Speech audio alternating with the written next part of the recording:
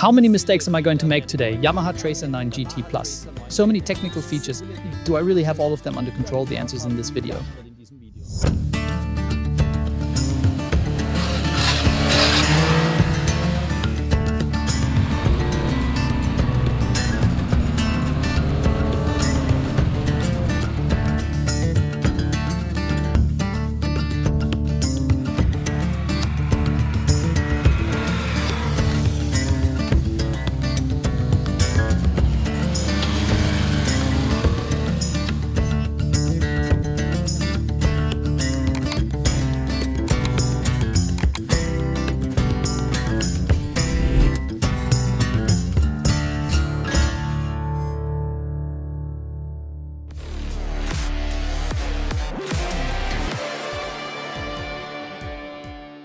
Right, let me first give you the most important technical data in one quick overview. 890 cubic centimeters of displacement, 119 horsepower at 10,000 revs, 93 newton meters at 7,000 revs. According to Yamaha, we've got an average consumption of 5 liters per 100 kilometers. Maximum payload is up to 183 kilograms. Price in the UK, £13,000, including additional costs. This bike will be available at Yamaha dealers starting in June 2025. The one technical feature that'll immediately stand out when you first get on this bike is, of course, the lack of a gear lever and a clutch lever. That's right. The new Tracer 9 GT Plus only comes with Yamaha's automatic transmission system. For those who aren't familiar with it, technically speaking, it's still a traditional motorcycle gearbox and it still has a clutch. But both the clutch and the gearbox are operated by actuators that are controlled by the bike's central computer unit. So all the work is taken care of for you. And when you set off for the first time, the initial challenge is, where do I engage the gear? How do I get going? You do that using these little toggle buttons here. But then, and this was honestly surprising, after a short time, you just lean back like you're doing one of those trust fall exercises at a team building seminar and you let the computer take over. I have to say, it's impressive. I'd say to really immerse yourself into the bike and become one with it, you'll need a proper 100-kilometer test ride. That's when you'll fully bond with it.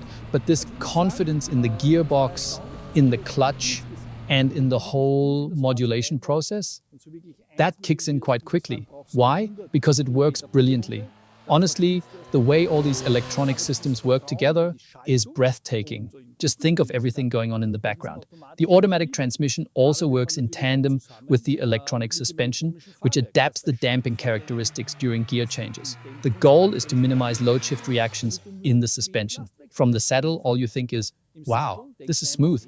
But behind that, there's clearly been a diligent Japanese engineer thinking everything through in meticulous detail. And that also goes for the radar cruise control up front. By the way, the radar is extremely discreetly integrated. What you can see is the camera, which is needed for the LED matrix light. I'll come back to that later. Anyway, the cruise control system also communicates with the automatic gearbox. The adaptive cruise control not only maintains your distance and speed relative to the vehicle in front, but also selects the right gear. And that too works very intuitively and gives you confidence. As the day goes on, you naturally dive deeper and deeper into the bike's electronics. But when a proper mountain pass shows up, you forget all about that tech stuff and just enjoy the ride. After all, we're still talking about an 890 cubic centimeter Yamaha triple. If you put it on a scale, in terms of electronic features and equipment, this thing's right at the top. I can't think of another bike that has all this in one package. But in terms of engine performance, displacement, and price, it's positioned slightly below the big boys with similar tech. That makes for a really interesting niche. But with a feature set, ride comfort, and premium feel, that's absolutely top class. And performance-wise, it's entirely suitable for everyday use. When you hit those mountain roads, you've got a very practical ABS and traction control setup. It's loads of fun. You can trail brake smoothly into corners, whether there's a dodgy surface, a patch of poor asphalt, or a few bumps here and there. Yamaha's electronics are now operating at an extremely high level. And the bike doesn't feel like a big touring lump. It feels sporty, especially in the right riding mode. You're not being held back by ones and zeros. You can ride it like a proper motorbike, brake into a corner, and fire out of it confidently. What does hold you back a little? Well, eventually you'll hit the lean angle limit. From my point of view, considering the rest of the bike's sporty DNA, there could be a touch more cornering clearance. Maybe for the more aggressive riders among you, it'll feel like a limitation. But honestly, for normal public road riding, most people will never reach that limit. Still, it's something to mention if you're aiming for lap times. The next limiting factor, again, only if you're chasing lap times, is that if you want to perfectly control your corner exits, you'll have to start interfering with the automatic shifting. You can do that, but then you lose a bit of that relaxed, laid-back vibe.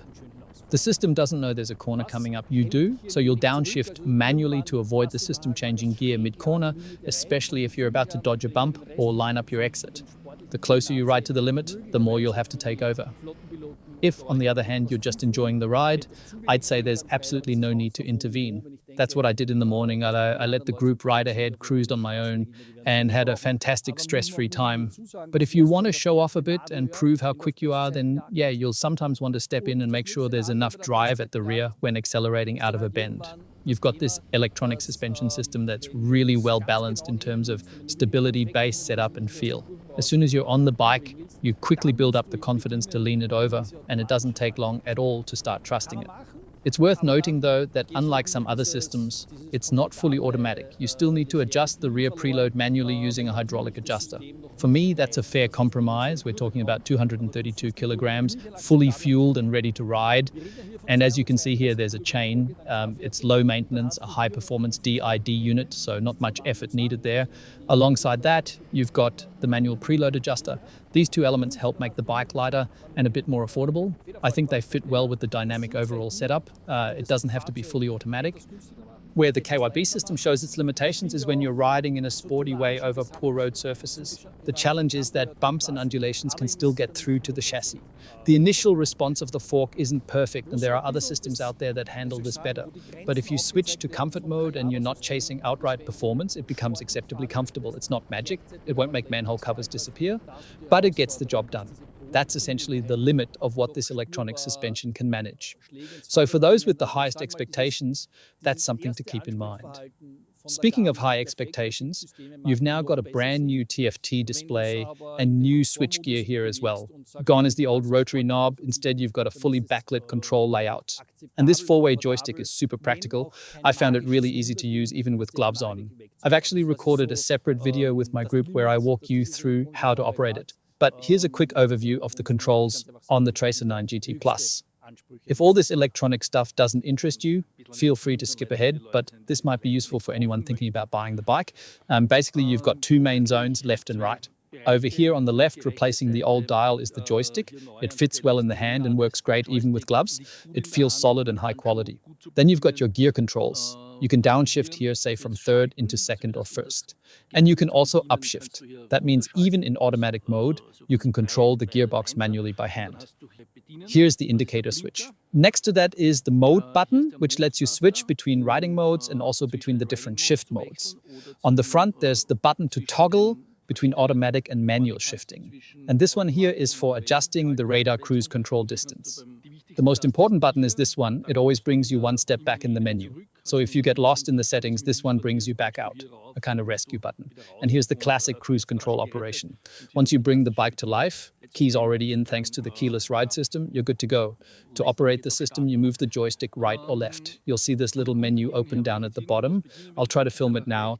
I push right, and as you can see, the menu pops up. Then I move left or right to scroll through the options. From here, you can adjust the windscreen or the heated grips. Once that's selected, you can use the joystick up or down to tweak the temperature or the screen height. If you want to exit, you press this button and you're out again. Another neat thing I want to show you. In the theme section, you can choose between three visual styles: minimalist, classic, or a more playful graphic layout. And here's the cool part. You can switch into a completely different interface if you hold this button down. Right, so once you confirm the change, you're brought into the full map navigation view. The mapping system is based on Garmin's motorbike apps, the Garmin Motorize app. And it works here because inside this hidden compartment, where is it now? There. When you click it open, what Yamaha has done is built in a smartphone. It's been running inside there all day long, and so far it's worked flawlessly. It's a bit fiddly-minded. You'll need a fairly short cable to fit it in neatly. Then you just close the lid. It doesn't lock, but there's a hidden latch, so if you don't know it's there, it's reasonably secure. I've been using the app for half the day now, and honestly, it's fine. No crashes so far, which is already a massive improvement over previous systems and some competing ones. And you can fully operate it using the joystick, which makes the whole interface feel intuitive and quite a bit better than what we've seen before. Still, when it comes to route planning, well, let's just say you need to really love the details. It's still not on the level of something like Kalimoto. I've said it in 1,000 other videos. The best setup for map navigation and display integration is simply giving the rider Android Auto or Apple CarPlay. Let them choose their preferred navigation app. But fair play to Yamaha, they've made a real step forward here. It's stable, at least with the phone they've built in. It works, it's clear, it's easy to read, and it's now free. That's right, not just the first year for free and then a paid subscription. This system is permanently free to use, and that alone is a big improvement. So no angry words this time about missing Android Auto or Apple CarPlay. Now let me show you one more thing about the interface. In practice, if you're in one of the riding modes and want to make detailed adjustments, you just hold the button down and you'll get access to the finer settings. That includes suspension, slide control, traction control. All of it can be tweaked via the joystick. I'll exit that now and switch back to the standard motorcycle dashboard view. This setup works for me just fine. As of this morning, according to the onboard computer, we've had an average fuel consumption of 5.1 liters. We've covered 210 kilometers so far today and are hoping for a nice afternoon still to come. Up here, I've got street mode selected, which I can change using the mode button to switch between different riding modes. As you'd expect, each mode tailors the full setup of the bike or the electronic assistance features to suit the selected configuration. Also, one of my colleagues, Marcel, already has the bike with the new Matrix LED setup. I've got a few clips from him so you can see just how impressively that works at night.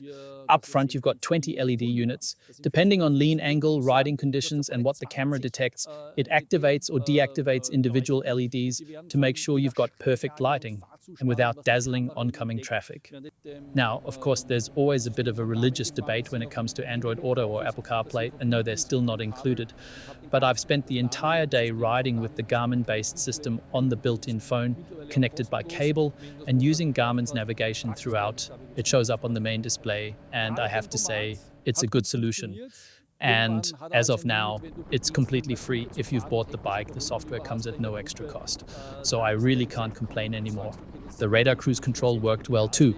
Eventually though, it does have its limits. When you start riding in a group and things get hectic, like overtaking maneuvers and so on, that's when you might want to switch back to manual throttle control. Otherwise, in normal conditions, it's very practical. And the same goes for gear changes and braking.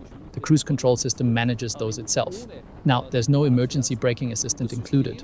So if you're riding with cruise control, yes, it will slow you down when it senses a potential obstacle.